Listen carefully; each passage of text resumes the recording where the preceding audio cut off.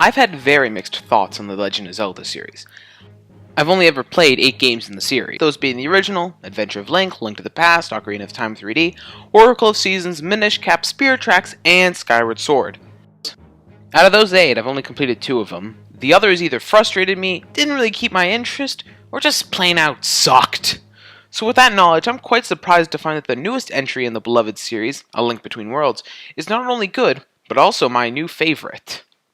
The story is about the same as every Zelda game. Some evil force has taken over Hyrule, and Link has to go through 3 dungeons in order to obtain the Master Sword with the use of 3 mystical items, and then must go on to 7 more dungeons to free 7 sages before finally facing off against the main villain in one last dungeon. So essentially, if you've played Ocarina of Time or Link to the Past, you've seen the story before.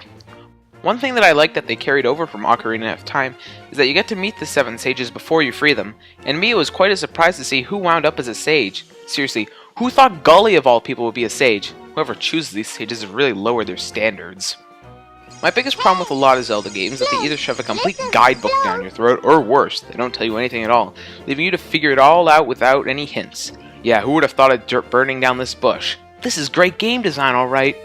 Much like Ocarina of Time though, this game is the perfect blend of guiding you through the game, but still letting you explore. A great example of this is with the new rental system. A new character named Nabbit the Bandit Ravio lets you rent almost all the items straight from the get-go. What's great is that every item, well, except for the boomerang for some reason, has a dungeon based around them, and outside the dungeons there are lists which tell you which item you're going to need, making it very easy to get through the game without being frustrated because you didn't know what item you needed. The items this time, instead of using a magic meter or its own ammunition, all come from your energy meter, which is great because it actually gave me a reason to use the bow, bombs, fire rod, and so forth in combat. Another feature I really liked was Link's ability to turn into a painting and walk across walls. This ability is used to its full potential, with my personal favorite use being that of the boss of the Thieves' Hideout, where you have to fuse with his shield to get behind him. How cool is that?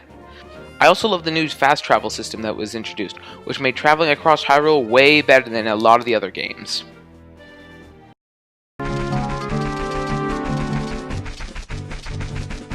Of course, that's not to say this game is perfect. Sometimes the game doesn't explain a feature of a dungeon well, leaving you confused as what to do.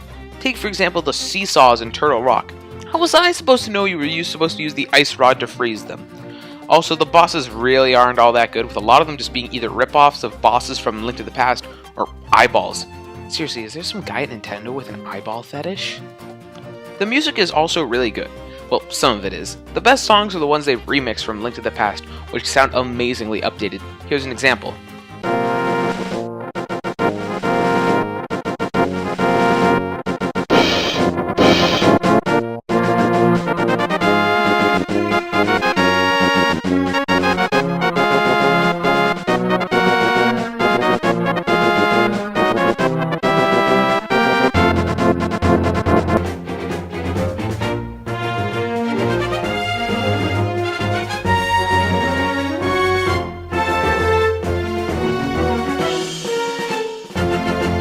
But the new songs that were made exclusively for this game aren't that good in my opinion, which was the same problem I had with Skyward Sword.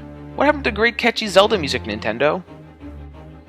The graphics are standard. They're sort of like the new Super Mario Bros. Series in a sense, where they're not really anything special. And I don't care what anyone says, I'm convinced Yuga is a girl, no matter how much the game... oh my god! Oh yeah, and why is Majora's Mask in Link's house? Okay, admittedly, fighting someone who could travel back in time was not one of my better plans. But luckily, in this timeline, he's dead, so I can... Ugh, get out of here, Majora! In conclusion, I love Legend of Zelda: A Link Between Worlds. It's the most fun I've ever had in a Zelda game, and the first time I've ever actually decided to 100% complete a Zelda game. If you're at all interested in having a fun adventure in the land of Hyrule, this game gets my highest recommendation. Like I've said earlier, I've never been a huge fan of Zelda, especially the top-down ones, but this game has changed my mind on this series. I'm really looking forward to whatever Zelda game they make next, and I hope it's at least good as this one.